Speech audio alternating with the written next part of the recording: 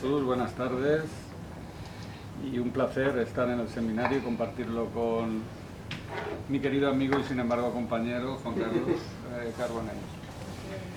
Bueno, para comentar la sentencia yo solamente quiero empezar, voy a plantear tres cuestiones que me parece que surgen a raíz de todo el proceso, muy brevemente, luego me voy a ir a los hechos que creo que son relevantes para la sentencia, a la luz de los hechos probados de la sentencia, y luego plantearé al menos las cuestiones procesales que creo que surgen, y luego entraré en los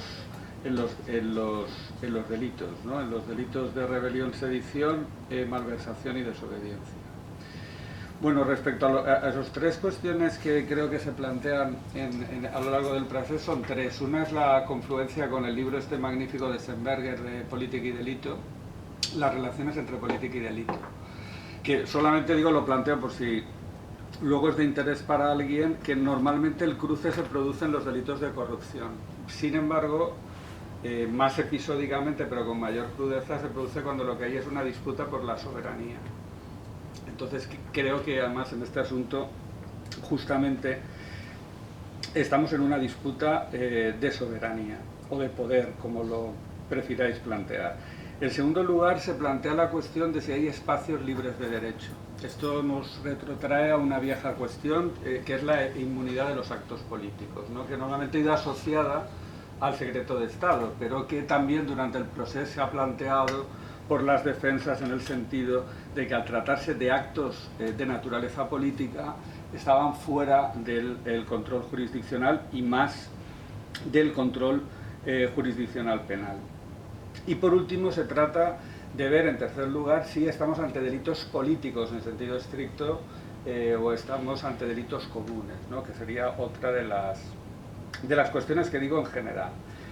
Bueno, paso a enumerar a continuación brevemente los hechos. Yo, antes de empezar con los hechos, creo que la respuesta que se maneja en la sentencia se acomoda, digamos, a la tónica general que hemos tenido en disputas territoriales en el siglo XX, que ha sido una respuesta básicamente punitiva, ¿no? Como sucedió en el 36 y como sucedió en 2014, aunque con otro enfoque jurídico penal, ¿no? Con la otra convocatoria del 9 de noviembre. Para esto, creo que todos conocemos las dos importantes reformas del Tribunal Constitucional, porque luego vendrán a colación al hablar del delito de desobediencia fundamentalmente, que son la Ley Orgánica 12 de 2015 y la Ley Orgánica 15 de 2015, que modifican el Tribunal Constitucional o le atribuyen específicamente determinadas competencias. Bueno, paso básicamente los hechos que la sentencia toma en consideración, básicamente a efectos de la sentencia de 14 de octubre de este año, son, en primer lugar, la publicación el 6 de septiembre de 2017 en el Diario Oficial de la Generalitat del referéndum de autodeterminación y su celebración el 1 de octubre, como sabéis todos también, con toda una serie de providencias, autos y finalmente sentencias del Tribunal Constitucional declarándolo nulo y por tanto ilegal. Y además el auto del Tribunal Superior de Justicia de Cataluña de 27 de septiembre ordenando a las fuerzas y cuerpos de seguridad del Estado impedir su celebración y particularmente la ocupación de espacios públicos para la celebración.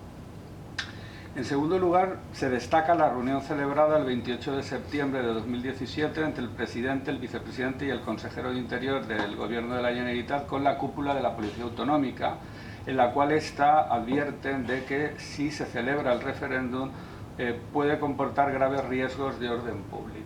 En tercer lugar, el 8 de septiembre de 2017 el Diario Oficial de la Generalitat también publicó la Ley de Transitoriedad Jurídica y Fundacional de la República, las llamadas leyes de desconexión, que a su vez habían sido declaradas también y posteriormente en pleno del Tribunal Constitucional nulas, habían sido advertidas por el el secretario general y el letrado mayor del Parlamento y por el Consejo de Garantías Estatutarias de Cataluña. Cuarto hecho, que es muy poco tenido en cuenta finalmente en la sentencia, es la declaración o la lectura de los resultados del referéndum y la declaración de independencia suspendida minutos después.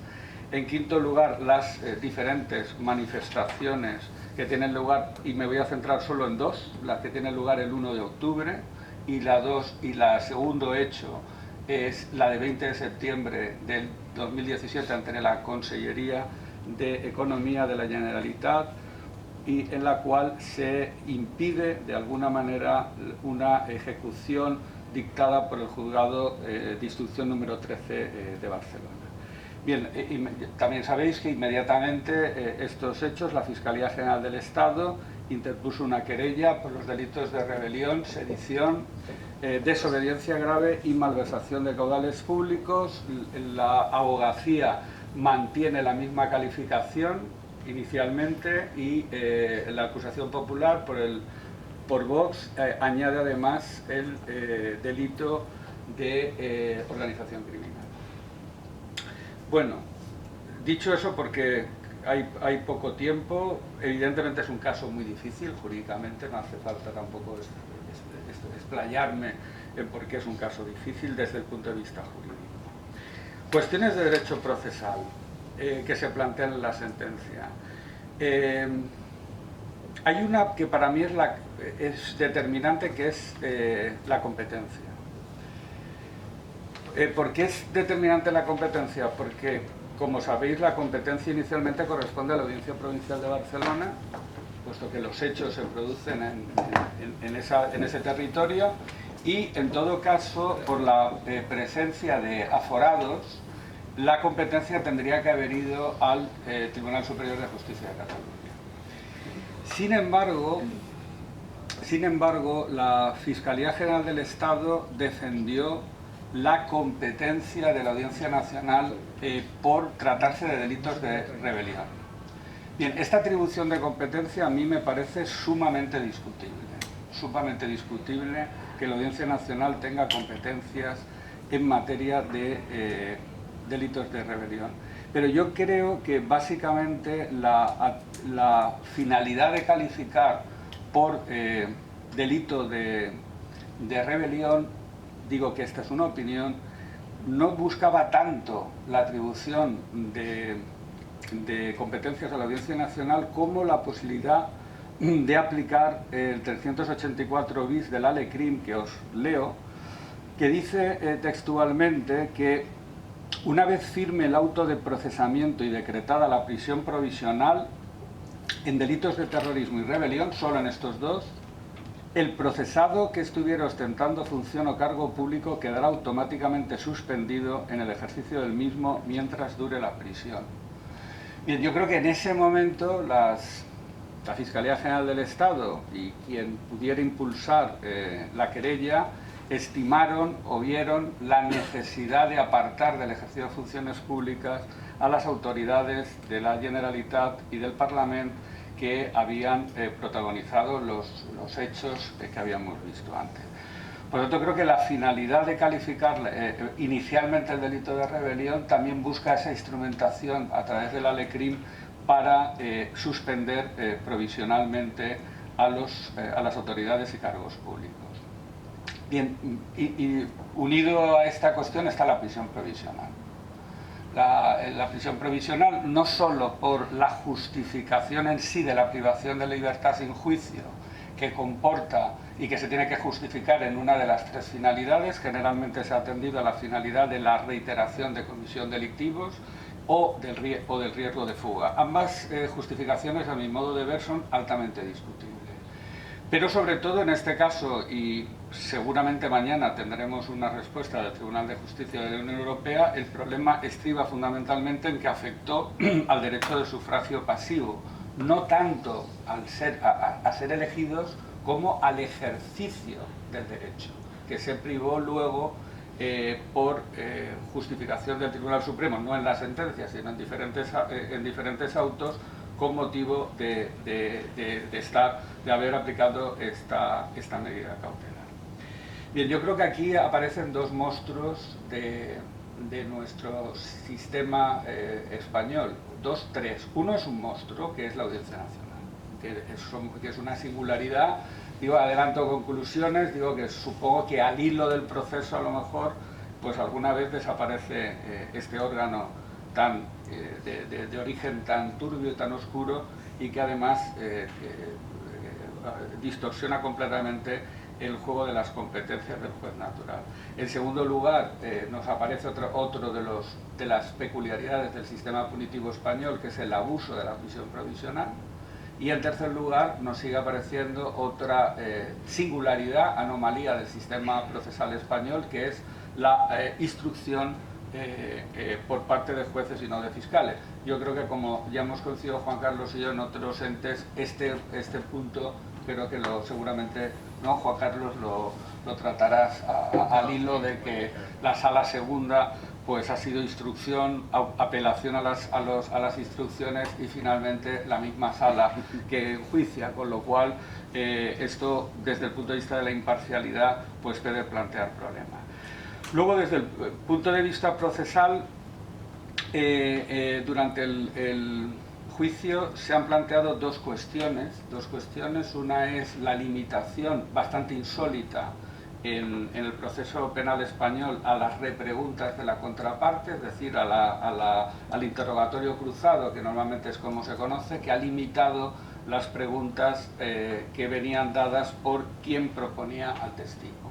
Y en segundo lugar, la secuenciación de la prueba testifical y de la prueba documental, sobre todo videográfica, que muchas defensas, incluso luego el Supremo, la Sala reconoce que las testificales no pueden extraerse prácticamente ninguna conclusión, dado el extremo carácter emocional de los testigos, tanto de los agentes de la autoridad como de los ciudadanos que fueron llamados, todavía recordaban de aquellos eventos.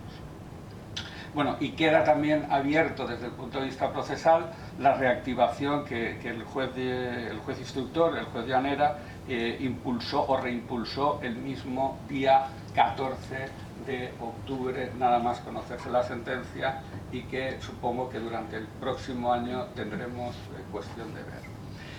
Bueno, no sé cómo viene tiempo, Jesús.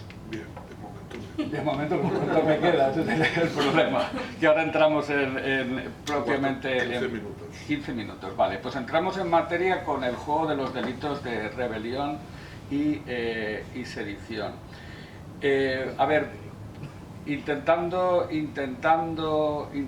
resumir mucho, que es lo que ha concentrado casi toda la discusión, no tanto aquí como en el Tribunal Superior Regional alemán, que denegó la orden por no considerar que había violencia. Básicamente lo que dice la Sala Segunda es, primero dice que sí hay violencia, esta es la primera cuestión, que sí hubo violencia, pero que esa violencia, si queréis os leo algunas frases que dice textualmente la sentencia, no tenía ni el elemento objetivo ni el elemento subjetivo que requiere la violencia para que haya delito de rebelión del artículo 472. Es decir, que la violencia que dice la Sala que existió no fue preordenada, instrumental, para los fines que hacen que ese alzamiento tumultuario y violento constituya delito de rebelión, alterar la paz pública, derogar la Constitución, etcétera, que pone el 472, sino lo único, dice más o menos estas expresiones la Sala Segunda, que era una violencia destinada no a eso, no a esos fines, por eso no es típica, no es relevante a efectos del delito de rebelión, sino que iba dirigida básicamente como dice textualmente, como un señuelo a la ciudadanía para movilizarla con el fin de obtener una mejor posición negociadora. Por tanto, descarta el delito de rebelión. Y descarta en segundo lugar porque considera lo que el Supremo dice que es un elemento subjetivo de la violencia en la rebelión, porque dice que los autores en ningún momento tuvieron conciencia de que esa rebelión fuera a producirse. Es decir, que siempre y por eso dicen que nunca estuvo en riesgo realmente, no fue un riesgo real, dicen, para el Estado, ni las leyes ni las manifestaciones que hemos visto antes. Entonces descarta, por tanto, que no existe la violencia objetiva ni subjetiva en el delito de rebelión, y lo hace, a mi modo de ver, de una manera sorprendente, porque dedica más tiempo a justificar que no hay violencia en la rebelión que a justificar que sí la hay a efectos del delito de sedición, que es el por el que finalmente condena, ¿no? Esto es una sorpresa, aunque si uno vive en España y ve determinados medios de comunicación y verdaderas posiciones, realmente no es de extrañar, pero bueno. Entonces, vamos básicamente con la justificación que da el Tribunal Supremo para condenar a 9 de los encausados por este delito de sedición. Lo característico para mí es que el Tribunal Supremo lo que fija en el hecho determinante para castigar por el delito de sedición es la convocatoria, no en sí del referéndum, no en sí, es decir, no la ley, no la aprobación de la ley, digo a los efectos de sedición, porque como recuerdan la Sala Segunda, en sí no es ilícito en España desde primero 1995 el Código y luego 2005 la convocatoria ilegal de un referéndum. En sí eso no es delito, es ilegal pero no es delito. Por tanto dice que lo que justifica la condena por sedición es que los actos violentos que tienen lugar alrededor de la convocatoria. Eso es lo que yo he encontrado en la sentencia, que es la justificación que hace la Sala Segunda para castigar por sedición. Bien, entonces esto, desde mi punto de vista, también ofrece algún problema al hilo de lo que la propia sentencia da por hechos probados, es decir, que ateniéndonos a lo que el Supremo declara por hechos probados. Entonces, el Supremo declara que no hay, digamos, una violencia masiva, sino que lo que será son actos aislados de violencia, tanto el día 1 de octubre como el 20 de septiembre, en los hechos ante la Consellería de Economía. Entonces este es el principal problema que yo le encuentro a la justificación de la sedición. La encuentro básicamente porque esto, el tipo requiere que sea un alzamiento tumultuario y violento, pero aquí estamos viendo que es por la convocatoria, y entonces por la convocatoria. Entonces, en el momento en que no hay una prueba, y así lo dice el Supremo claramente, en que los que convocan, de cualquier manera, convocan a un acto o a manifestaciones violentas, los hechos aislados que se puedan producir en una manifestación que a cualquiera de nosotros convoquemos no se nos puede imputar a nosotros como violencia. Entonces, por ahí es donde yo, fundamentalmente, resumiendo mucho, encontraría los problemas para entender que existe la violencia necesaria para condenar por el delito de sedición. Y en segundo lugar, y digo que resumiéndolo mucho, esto tiene dos problemas derivados que quedan pendientes de ver. Uno tiene que ver con el ejercicio del derecho de manifestación y de reunión y de las limitaciones conforme a básicamente a la jurisprudencia del Constitucional y del Tribunal Europeo de Derechos Humanos, en las cuales se dan los dos requisitos claros de previsibilidad legal de la regulación española, y que puede limitarse el derecho de manifestación por razones de seguridad nacional, dice textualmente, y orden público. Pero el tercero es el más problemático, y es precisamente que creo que la Sala Segunda no acaba de diferenciar bien o confundir lo que es, porque lo dice textualmente, resistencia no violenta y violencia de algunos de los manifestantes. Por lo tanto, desde ese punto de vista puede haber un problema profundo, porque es un problema que afecta al ejercicio derechos fundamentales y, por tanto, en este caso, de derechos políticos. Y, en segundo lugar, hay un problema también, a su vez, que creo que es grave, que es el relativo al exceso punitivo, ¿no? Porque son condenados, como sabéis, a 13 años y tenemos un antecedente en España, que es la sentencia 136 de 1999 del Tribunal Constitucional, en el caso de la Mesa Nacional de Río Batasuna, que declaró inconstitucional el viejo precepto de colaboración con organización terrorista, en la medida que era un precepto que castigaba por igual, con la misma pena, diferentes formas, diferentes maneras de contribuir de una muy diferente entidad con la misma pena. Y, por tanto, eso afectaba al derecho a la libertad, al derecho a la legalidad en cuanto a previsibilidad y, por tanto, podía suponer una desproporción. Bien, lo mismo que sucedió el 1 de octubre es aplicable a lo que sucedió respecto, porque esto sí que afecta principalmente a los dos civiles condenados, que son los dos Jordis, que son condenados por los hechos del 20 de septiembre ante la Consellería. Es decir, también carece el Tribunal Supremo, no dice que la convocatoria a esos actos de manifestación incitaran directamente a la violencia, por tanto tenemos exactamente los mismos problemas y quizá agravados en la medida que no son o no eran autoridades o funcionarios públicos.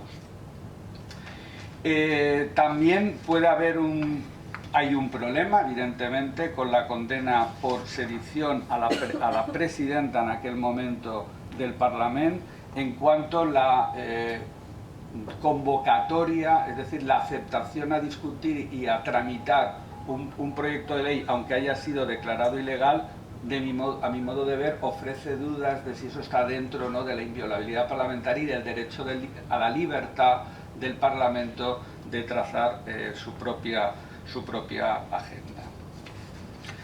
Bien, paso para ir terminando. El delito de malversación es el que menos se ha hablado de él y el que creo que menos problemas hay, en la medida en que se acreditan determinadas partidas presupuestarias para esas convocatorias y no están desvirtuadas en el plenario y se acredita la ejecución, es decir, la aplicación a esas partidas presupuestarias a la convocatoria del referéndum. Por lo tanto, desde ese punto de vista, en principio, la condena por delito de malversación no ofrece muchos problemas. Sí ofrece algunos problemas, y con esto acabaría el relato y luego termino con una alternativa a las calificaciones. Es el delito de desobediencia grave. Por dos razones. El artículo 410 castiga a la autoridad o funcionario público que desobedece gravemente bien a una resolución judicial o bien a su superior jerárquico. Entonces, el delito de desobediencia parte siempre de que hay una resolución judicial, entonces esto plantea dudas respecto a si el Tribunal Constitucional, por eso recordaba las dos reformas de 2015, que está clarísimo que el Tribunal Constitucional, desde esas dos reformas, su desobediencia está explícitamente contenida, pero hay un problema, porque el Código Penal habla de resolución judicial. El 410 habla de resolución judicial, y es dudoso, por ser delicado, que el Tribunal Constitucional integre el Poder Judicial. No lo era clarísimamente hasta el 2015, es altamente dudoso que a pesar de esa reforma no lo contemple. Bien, entonces, ahí tenemos un problema. Entonces, la otra solución para justificar que ha habido delito de desobediencia grave del artículo 410 del Código Penal es irnos a que existe una relación jerárquica entre el Tribunal Constitucional y el resto de los poderes.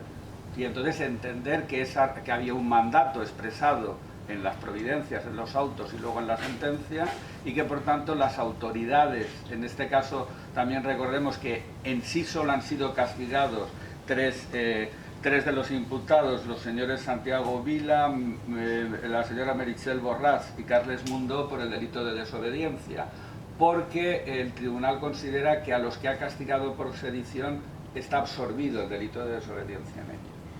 Por tanto, en realidad solo aplicaría este problema a estos tres.